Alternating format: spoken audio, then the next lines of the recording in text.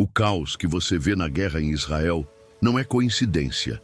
A agressividade do Irã, o papel da Rússia, a obsessão mundial com Jerusalém. Você sente que existe um roteiro por trás de tudo isso, não sente? Esse roteiro existe e foi escrito há milênios nas profecias bíblicas.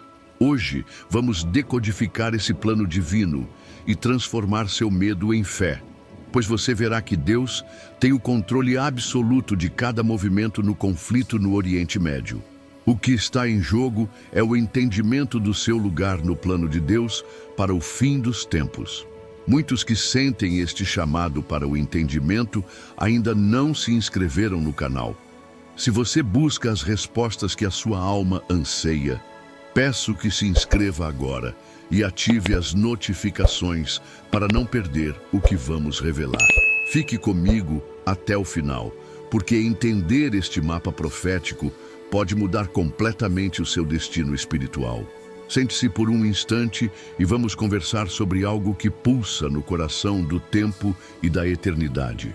Pense em Jerusalém, não apenas como uma cidade de pedras antigas e mercados movimentados, mas como um epicentro espiritual, um ponto de convergência onde o céu e a terra parecem se tocar de uma forma única e, francamente, bastante conflituosa. As profecias bíblicas não falam de nenhum outro lugar com a mesma intensidade. Há uma razão para o conflito no Oriente Médio girar incessantemente em torno dela, como uma mariposa ao redor de uma chama perigosa. O profeta Zacarias, inspirado por Deus há mais de 2.500 anos, nos deu uma chave de entendimento que é espantosamente atual. Em Zacarias 12, o Senhor declara que fará de Jerusalém uma taça de atordoamento e uma Jerusalém pedra pesada para todos os povos ao redor. Pense nisso por um momento. Uma pedra tão pesada que qualquer um que tentar movê-la ou erguê-la se ferirá gravemente. Não é exatamente o que vemos hoje na geopolítica bíblica? As maiores potências do mundo, as mais sofisticadas diplomacias, todas elas tropeçam nessa pedra. Tentam dividi-la, negociá-la, controlá-la, e o resultado é sempre mais confusão e dor. O cumprimento profético não está trancado em um livro antigo. Ele está estampado nas manchetes dos jornais. Um testemunho vivo de que a palavra de Deus governa a história de Israel e do mundo, especialmente no que tange à escatologia e aos sinais do fim dos tempos. Agora aprofundemos um pouco mais. Por que essa cidade e não outra? O que Jerusalém tem de tão especial? A resposta, meu caro, está em sua vocação divina. Ela é o palco central da história da redenção. É a cidade do grande rei, o lugar onde o próprio Deus manifestou sua glória no templo e onde seu Filho Jesus Cristo caminhou, ensinou, morreu e ressuscitou. É o local do sagrado monte do templo, um ponto de tensão máxima e de anseio espiritual para bilhões de pessoas. A santidade de Jerusalém para judeus, cristãos e muçulmanos, em vez de criar uma ponte de paz, paradoxalmente cumpre a profecia ao torná-la o centro da discórdia global. É como se Deus tivesse marcado este lugar para provar sua soberania. As nações árabes a reivindicam, Israel a declara sua capital eterna e indivisível, e o mundo assiste perplexo. Para nós, que observamos com olhos de fé, cada conflito, cada intifada, cada resolução da ONU contra Israel é mais uma confirmação de Zacarias 12. Como podemos aplicar isso em nossa vida? Veja, assim como Jerusalém é um teste para as nações, muitas vezes Deus permite uma pedra pesada em nossa vida, um desafio, uma provação para testar nossa fé e nos fazer depender unicamente dele. A oração aqui é a nossa arma. Ore pela paz de Jerusalém, como nos instrui o Salmo 122:6. Não é uma oração política, mas um alinhamento espiritual com o plano de Deus para a cidade e para o seu povo.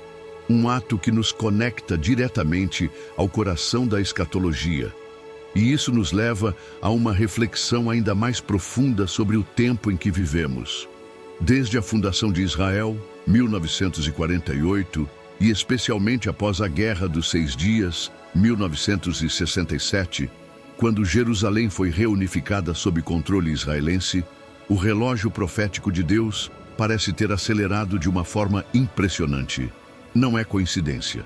É o desdobrar de um plano divino traçado antes da fundação do mundo. A hermenêutica bíblica, a arte de interpretar as Escrituras, nos ajuda a conectar esses pontos, a ver que os eventos aparentemente caóticos do nosso tempo são, na verdade, peças se encaixando em um grande quebra-cabeça profético.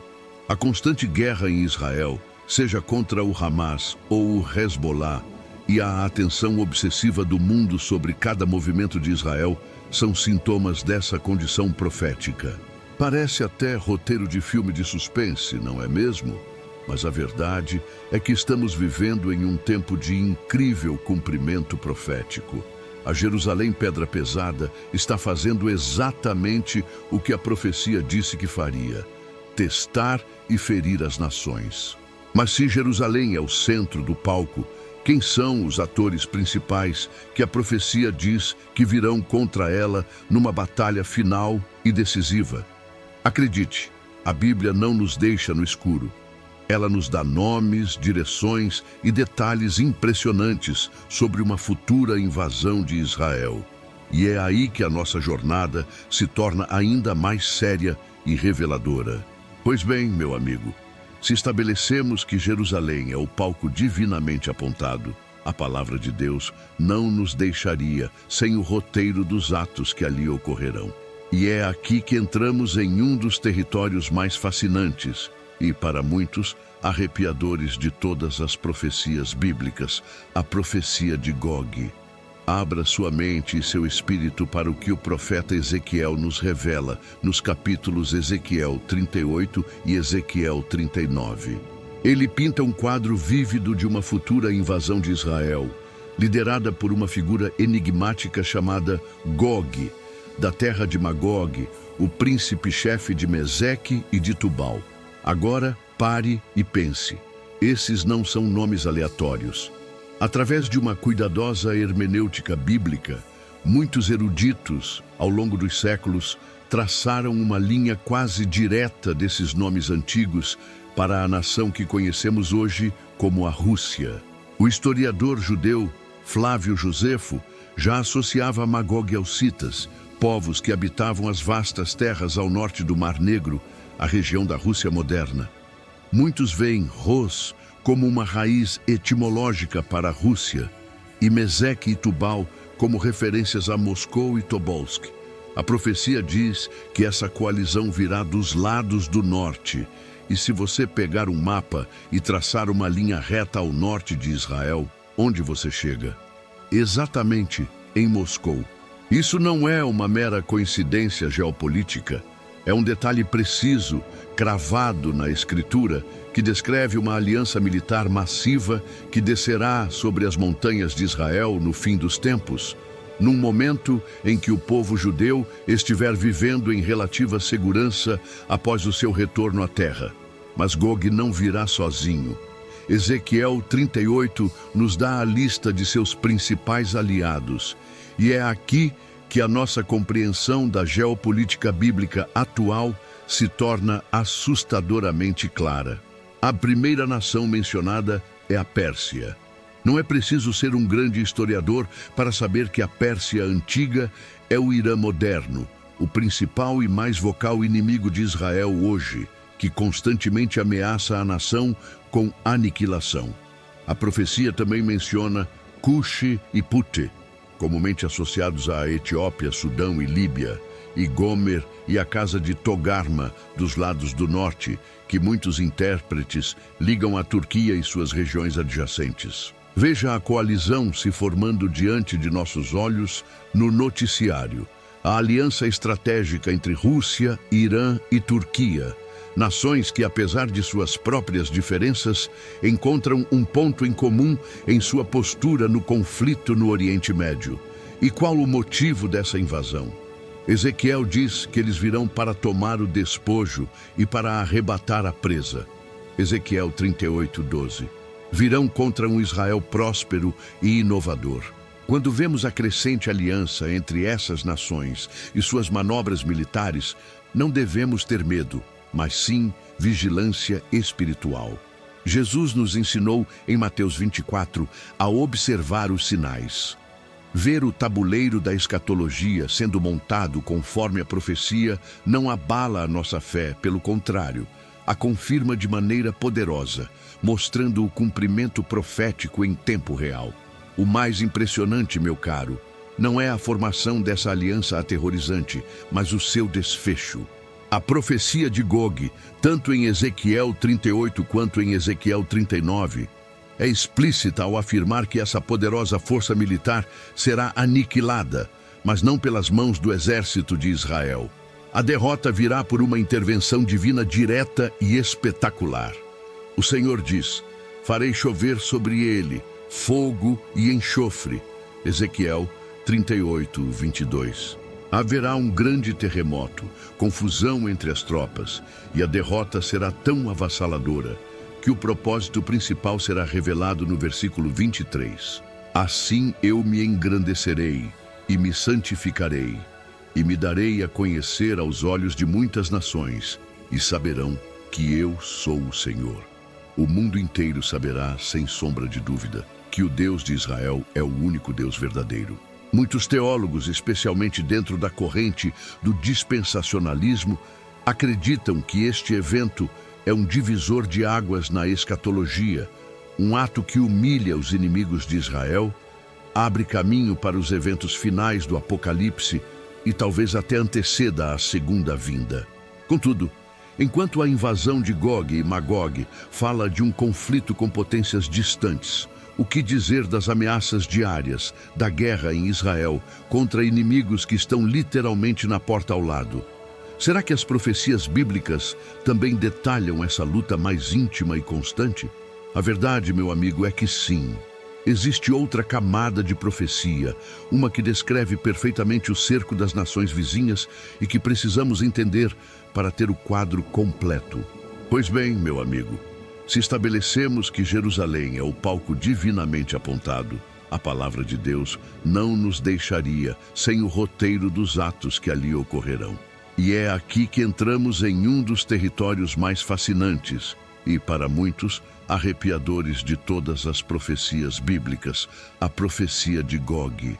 Abra sua mente e seu espírito para o que o profeta Ezequiel nos revela nos capítulos Ezequiel 38 e Ezequiel 39.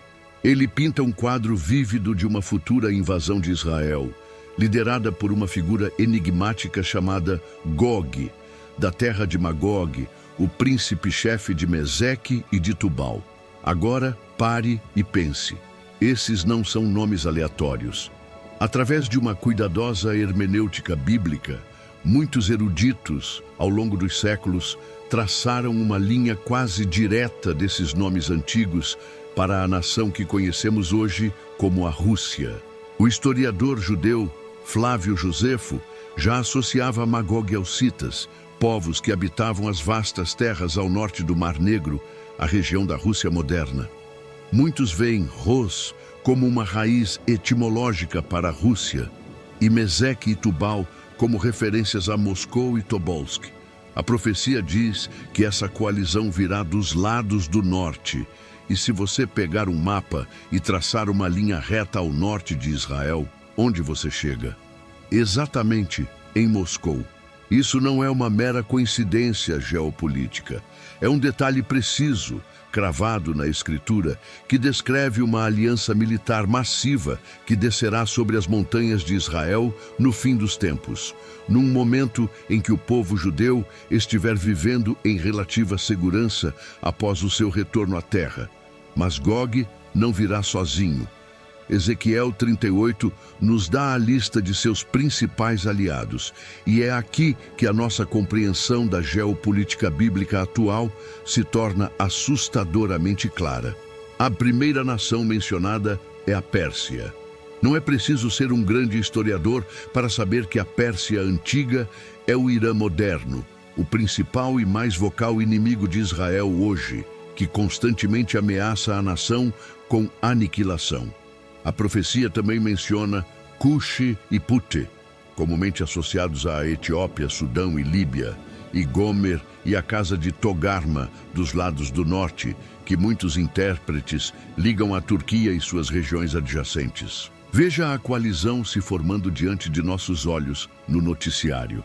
A aliança estratégica entre Rússia, Irã e Turquia, nações que, apesar de suas próprias diferenças, encontram um ponto em comum em sua postura no conflito no Oriente Médio. E qual o motivo dessa invasão? Ezequiel diz que eles virão para tomar o despojo e para arrebatar a presa. Ezequiel 38:12. Virão contra um Israel próspero e inovador. Quando vemos a crescente aliança entre essas nações e suas manobras militares, não devemos ter medo, mas sim vigilância espiritual. Jesus nos ensinou em Mateus 24 a observar os sinais. Ver o tabuleiro da escatologia sendo montado conforme a profecia não abala a nossa fé, pelo contrário, a confirma de maneira poderosa, mostrando o cumprimento profético em tempo real. O mais impressionante, meu caro, não é a formação dessa aliança aterrorizante, mas o seu desfecho. A profecia de Gog, tanto em Ezequiel 38 quanto em Ezequiel 39, é explícita ao afirmar que essa poderosa força militar será aniquilada, mas não pelas mãos do exército de Israel. A derrota virá por uma intervenção divina direta e espetacular. O Senhor diz: farei chover sobre ele fogo e enxofre. Ezequiel 38:22. Haverá um grande terremoto, confusão entre as tropas, e a derrota será tão avassaladora que o propósito principal será revelado no versículo 23. Assim eu me engrandecerei e me santificarei, e me darei a conhecer aos olhos de muitas nações, e saberão que eu sou o Senhor. O mundo inteiro saberá, sem sombra de dúvida, que o Deus de Israel é o único Deus verdadeiro. Muitos teólogos, especialmente dentro da corrente do dispensacionalismo, acreditam que este evento é um divisor de águas na escatologia, um ato que humilha os inimigos de Israel, abre caminho para os eventos finais do Apocalipse e talvez até anteceda a segunda vinda. Contudo, enquanto a invasão de Gog e Magog fala de um conflito com potências distantes, o que dizer das ameaças diárias da guerra em Israel contra inimigos que estão literalmente na porta ao lado? Será que as profecias bíblicas também detalham essa luta mais íntima e constante? A verdade, meu amigo, é que sim. Existe outra camada de profecia, uma que descreve perfeitamente o cerco das nações vizinhas e que precisamos entender para ter o quadro completo. Meu amigo, depois de contemplarmos a grandiosa e futura invasão de Israel por Gog e Magog, poderíamos pensar que as profecias bíblicas se concentram apenas nos grandes impérios distantes. Mas o coração de Deus, em sua presciência, é tão detalhista que Ele não deixou de nos alertar sobre as dores mais próximas, as aflições diárias que Israel enfrentaria. Agora, vamos voltar nossas Bíblias para um salmo que, à primeira vista, parece ser uma oração de angústia, mas que muitos estudiosos da escatologia reconhecem como um salmo profético de guerra. O Salmo 83. O salmista Asaf não está apenas desabafando, ele está descrevendo uma conspiração, uma confederação de inimigos que se unem com um propósito sinistro e muito específico. Ouça com atenção o que eles dizem no versículo 4. Vinde e desarraiguemo-los para que não sejam nação, nem haja mais memória do nome de Israel. Arrepiante, não? Essa não é uma linguagem de disputa de fronteiras. É uma declaração de intenção genocida. E agora eu lhe pergunto, essa retórica soa familiar? É exatamente o eco que ouvimos hoje nos estatutos fundadores e nos discursos inflamados de grupos como o Hamas e o Hezbollah e de líderes de algumas nações árabes ao longo da história. O conflito israelo-palestino e a constante guerra em Israel não são apenas sobre território. Na sua raiz existe essa corrente espiritual de ódio que busca cumprir o objetivo macabro do Salmo 83. O cumprimento profético aqui é diário. É a pressão constante na fronteira, a incessante ameaça que define a existência do moderno Estado de Israel. Vamos analisar mais de perto quem são os membros dessa antiga confederação. A hermenêutica bíblica nos permite fazer uma sobreposição geográfica fascinante. O Salmo 83 lista os moradores de Edom e os ismaelitas, Moabe e os agarenos, Gebal e Amon e Amaleque, a Filístia com os moradores de Tiro. Também a Assíria se ajuntou com eles. Traduzindo para o nosso mapa moderno, estamos falando de uma aliança formada por inimigos que compartilham uma fronteira direta ou estão muito próximos de Israel. Edom, Moabe e Amon correspondem à Jordânia moderna. A Filístia aponta diretamente para a faixa de Gaza, o reduto do Hamas. Tiro é uma cidade costeira no Líbano, a base de operações do Hezbollah. Os ismaelitas são considerados os progenitores de muitos dos povos árabes. A Assíria cobria territórios que hoje são parte da Síria e do Iraque. O que temos aqui é um anel interior de inimizade, uma aliança de vizinhos imediatos. Esta é uma peça crucial da geopolítica bíblica que se distingue claramente da invasão do anel exterior, de Ezequiel 38, liderada pela Rússia. E qual a lição prática para nós? Todos nós enfrentamos inimigos fronteiriços em nossa jornada de fé. Um pecado recorrente, uma dúvida persistente, uma influência negativa. O salmista nos ensina a não lutar em silêncio.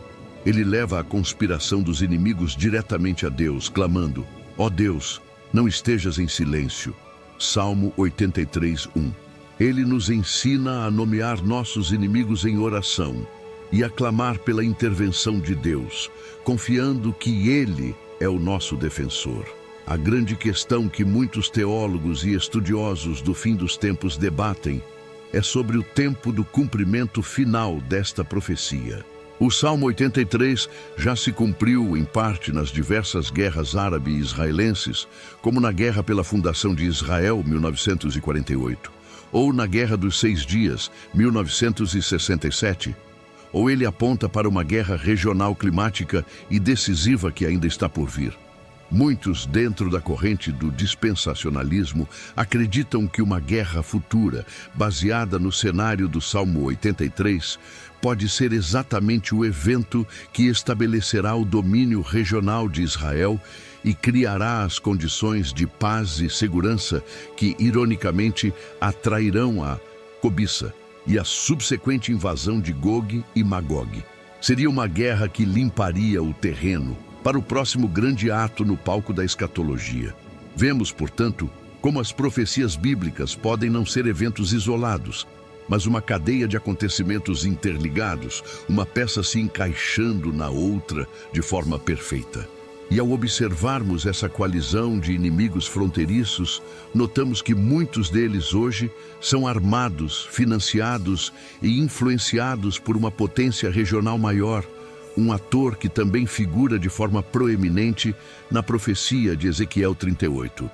E isso nos leva, inevitavelmente, a focar nossa atenção em um dos jogadores mais perigosos e profeticamente significativos do tabuleiro mundial. Um país cujo nome antigo era Pérsia. Precisamos entender o papel específico do Irã moderno nas profecias bíblicas, pois ele pode ser a chave que destrava os próximos eventos do relógio profético de Deus. Meu amigo, falamos sobre o anel de inimigos que cerca Israel, a aliança descrita no Salmo 83.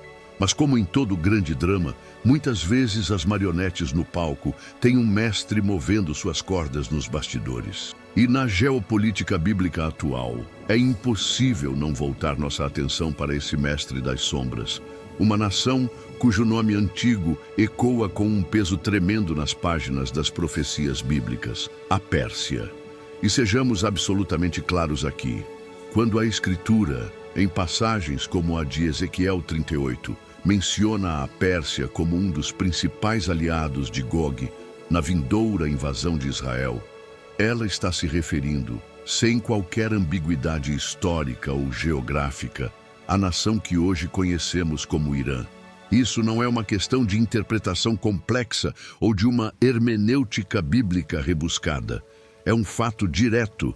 E isso, meu caro, é de uma importância monumental, pois coloca o Irã moderno no centro de uma das maiores profecias sobre o fim dos tempos. A aliança estratégica que testemunhamos hoje entre o Irã e a Rússia não é apenas uma conveniência política do século XXI. Para o estudante atento da escatologia, é o som altíssimo de uma peça do quebra-cabeça profético se encaixando no lugar.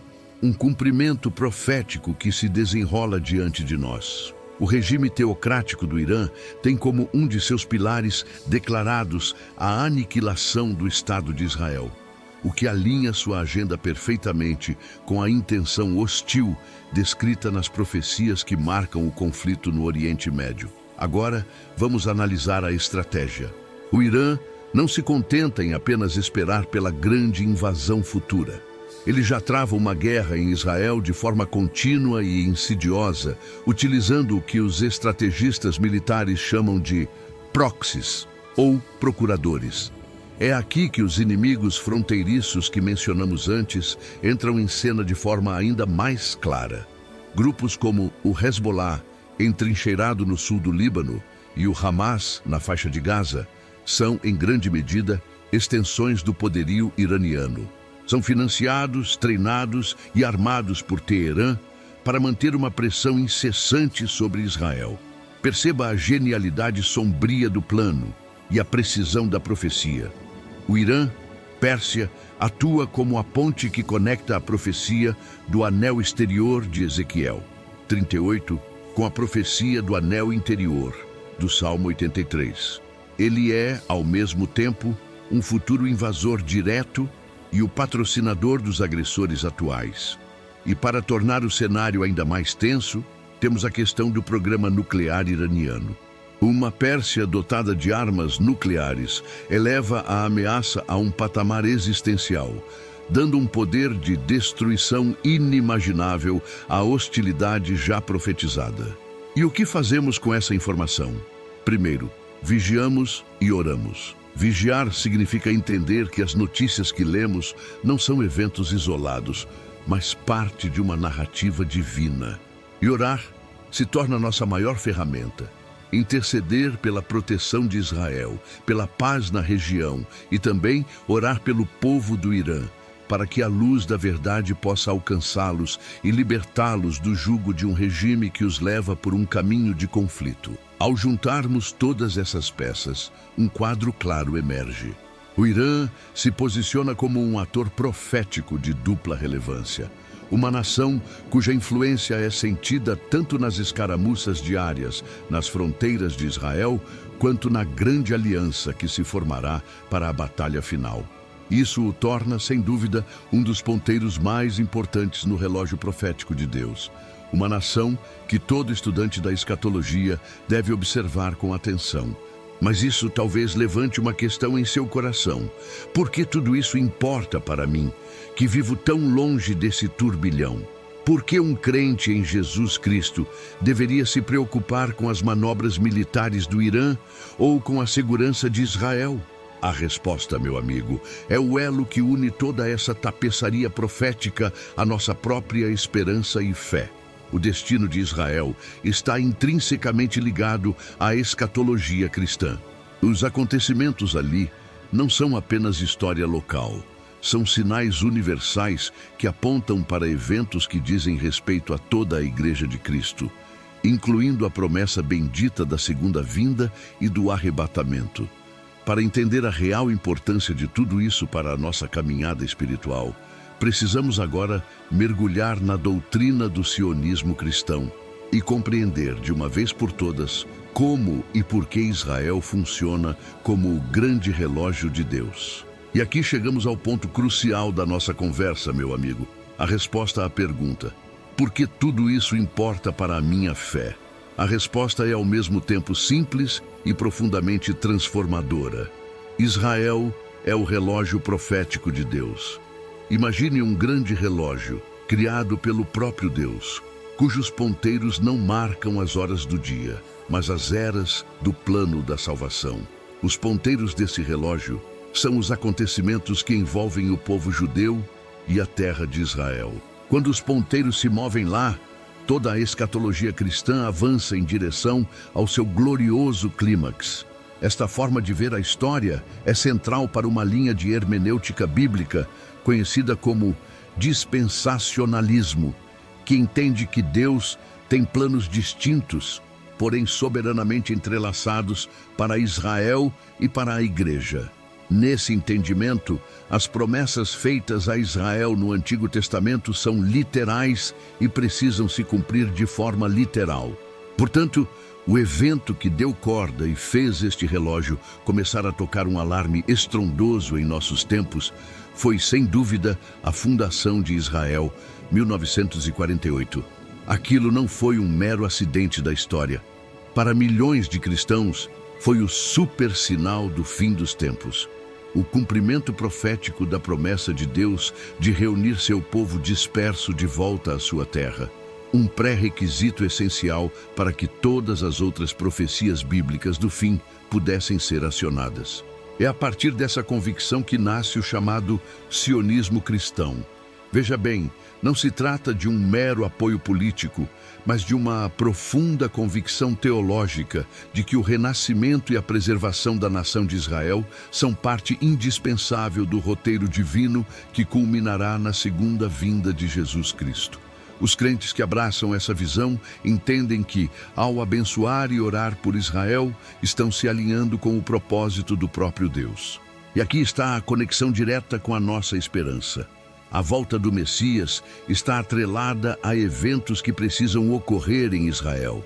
O próprio Jesus, olhando para Jerusalém, declarou em Mateus 23:39: "Não me vereis mais, até que digais, bendito o que vem em nome do Senhor." Muitos intérpretes veem aqui a necessidade de um arrependimento nacional de Israel para que o rei retorne.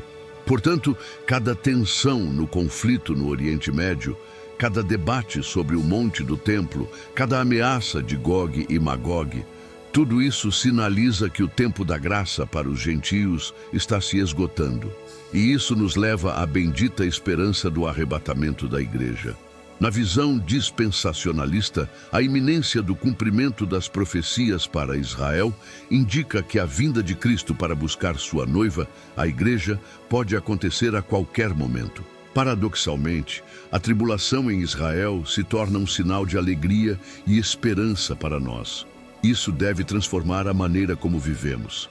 A escatologia cristã não é um estudo para nos assustar, mas para nos despertar. Se o noivo está às portas, a noiva deve se preparar. A constante guerra em Israel, a centralidade de Jerusalém desde a Guerra dos 6 Dias, 1967, tudo isso funciona como um chamado divino à urgência. Nossa vida ganha um novo propósito: viver em santidade, compartilhar o Evangelho com mais fervor e servir ao próximo, sabendo que o tempo para o trabalho é curto.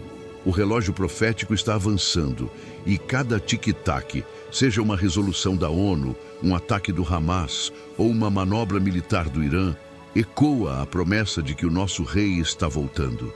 É uma visão de mundo poderosa que dá sentido e propósito a cada notícia que lemos. No entanto, meu amigo, uma fé madura não teme o escrutínio. Para sermos completos em nossa busca pela verdade, precisamos ter a humildade de reconhecer que esta não é a única forma de interpretar os acontecimentos. Muitos olham para o conflito israelo-palestino e a história moderna de Israel e veem algo completamente diferente. Para solidificar nossa convicção, é essencial que agora façamos um desvio deliberado e honesto, explorando como a história e a geopolítica seculares explicam esse mesmo cenário sem recorrer à profecia. Meu amigo, para que nossa fé seja como um carvalho de raízes profundas e não um arbusto frágil, ela não pode ter medo de ventos contrários. Por isso, com coragem e honestidade, vamos agora fazer algo essencial. Vamos, por um instante, tirar as lentes da escatologia e tentar enxergar o conflito no Oriente Médio como um historiador ou um analista de relações internacionais o faria.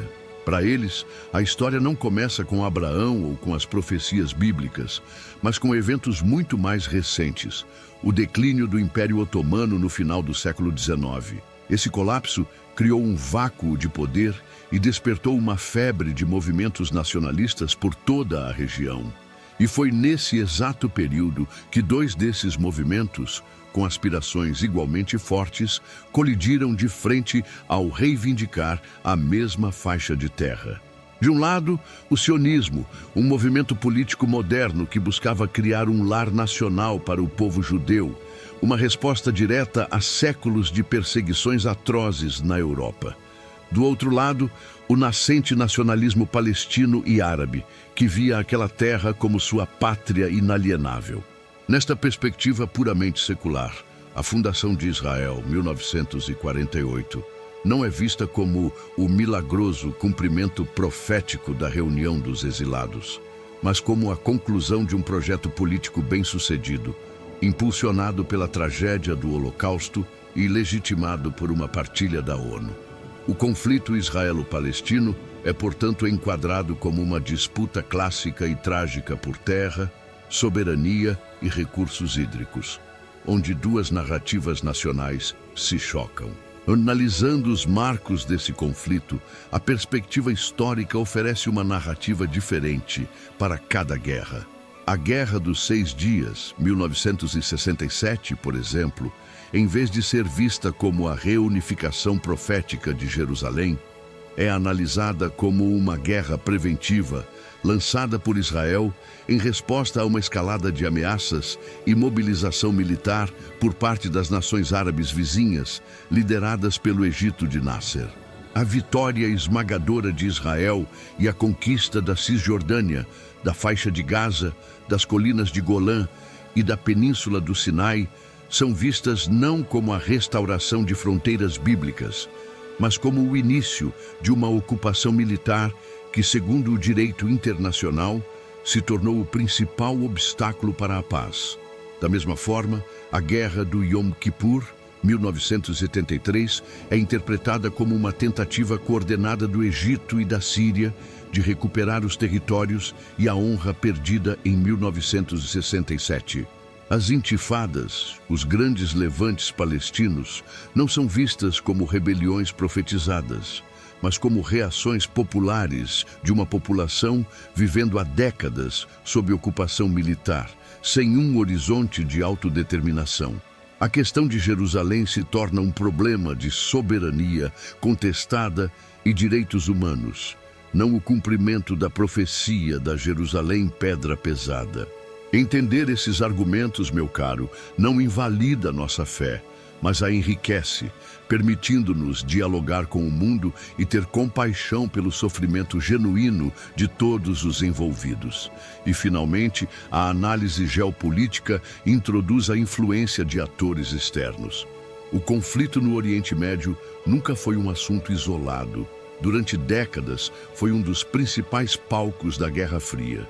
Os Estados Unidos apoiaram firmemente Israel, enquanto a União Soviética, e hoje a Rússia, armaram e apoiaram diversas nações árabes para expandir sua própria esfera de influência.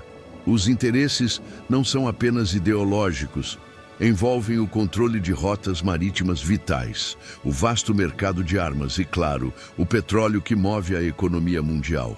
Nessa ótica, as ações de potências regionais como o Irã e a Turquia não são primariamente motivadas pelo desejo de cumprir uma profecia de Gog, mas sim por uma ambição hegemônica, uma disputa por poder e influência no mundo islâmico, onde a religião e a hostilidade a Israel são usadas como uma poderosa ferramenta de mobilização popular e de política externa. E essa palavra, ferramenta, meu amigo, é a chave para a nossa próxima e última reflexão. Vimos a visão profética e a visão secular. Mas existe uma terceira camada, uma que examina como a própria crença na profecia se torna uma força ativa e, por vezes perigosa, na política real. Será que a fé no fim dos tempos pode, ironicamente, dificultar a busca pela paz no tempo presente? É uma pergunta difícil, mas que precisamos enfrentar para completar nosso panorama. E agora, meu amigo, chegamos ao ponto mais delicado e talvez o mais crucial de toda a nossa conversa. Já vimos o que as profecias bíblicas dizem e o que a história secular conta. Agora, precisamos examinar o que a crença na profecia faz no mundo real. Porque a fé não é uma força passiva. Ela move corações, exércitos e nações. A crença fervorosa na escatologia e no iminente cumprimento profético não é apenas uma esperança guardada no coração. Ela se torna um fator ativo e poderoso na geopolítica bíblica do presente. Pense na influência do sionismo cristão, particularmente nos Estados Unidos. Estamos falando de dezenas de milhões de crentes sinceros, cuja interpretação do fim dos tempos molda diretamente suas escolhas políticas. O apoio a Israel deixa de ser uma questão de política externa e se torna um imperativo divino. Decisões sobre o reconhecimento de Jerusalém como capital, a postura sobre assentamentos ou o veto a resoluções na ONU podem ser influenciados por essa base eleitoral, que vê o apoio incondicional a Israel como uma forma de se alinhar com o plano de Deus para a segunda vinda e o arrebatamento. A crença na profecia se transforma, assim, em uma ferramenta política de imenso poder, capaz de influenciar a diplomacia da nação mais poderosa da Terra. O mesmo fenômeno ocorre, de forma ainda mais intensa, dentro do próprio Israel. Ali, o sionismo religioso tem um papel fundamental na política interna. Para muitos de seus adeptos, a fundação de Israel, 1948, e a vitória na Guerra dos Seis Dias, 1967, não foram apenas eventos históricos, mas o início literal da redenção messiânica, a Achalta de Geula. Essa crença tem consequências práticas e profundas. Para um sionista religioso, a ideia de ceder territórios bíblicos como a Judéia e a Samaria, a Cisjordânia, em troca de um acordo de paz com os palestinos, é espiritualmente inaceitável. Seria como devolver uma herança divina, uma traição ao próprio Deus. Isso cria uma barreira teológica quase intransponível para certas soluções diplomáticas e alimenta a contínua expansão de assentamentos. A luta pelo Monte do Templo se intensifica, tornando-se não apenas uma disputa de soberania, mas um passo necessário para reconstruir o templo e apressar a vinda do Messias. Nesse contexto, a constante guerra em Israel e o conflito israelo-palestino podem ser vistos não como uma tragédia a ser resolvida, mas como um estado de coisas inevitável e até mesmo desejável, um fogo purificador que faz parte do roteiro profético. A Jerusalém pedra pesada se torna um ideal a ser defendido a todo custo, não um problema a ser negociado. Diante disso, qual deve ser a nossa postura como crentes que amam a palavra e buscam a sabedoria do alto? O equilíbrio, meu amigo. O discernimento do Espírito Santo é a nossa bússola. Devemos estudar e amar as profecias bíblicas com todo o nosso ser, pois elas são a prova da soberania de Deus sobre a história. Elas nos dão esperança e nos lembram que o nosso Rei está voltando. Contudo, jamais podemos permitir que nossa interpretação da escatologia nos sirva de desculpa para a falta de amor, de misericórdia ou de justiça. A nossa fé no relógio profético não nos isenta do maior mandamento: amar a Deus sobre todas as coisas e ao nosso próximo, todo e qualquer próximo, como a nós mesmos. Devemos orar fervorosamente pela paz de Jerusalém, como manda a Escritura, o que inclui orar pelo bem-estar e pela salvação de judeus e palestinos. Devemos ser vigilantes observadores do cumprimento profético, mas sem nunca nos tornarmos torcedores do conflito. A verdadeira profecia em nossa vida se cumpre quando nos tornamos mais parecidos com Jesus, o Príncipe da Paz. Essa É a sabedoria que nos impede de transformar a bendita esperança do fim dos tempos em uma perigosa ferramenta política no tempo presente.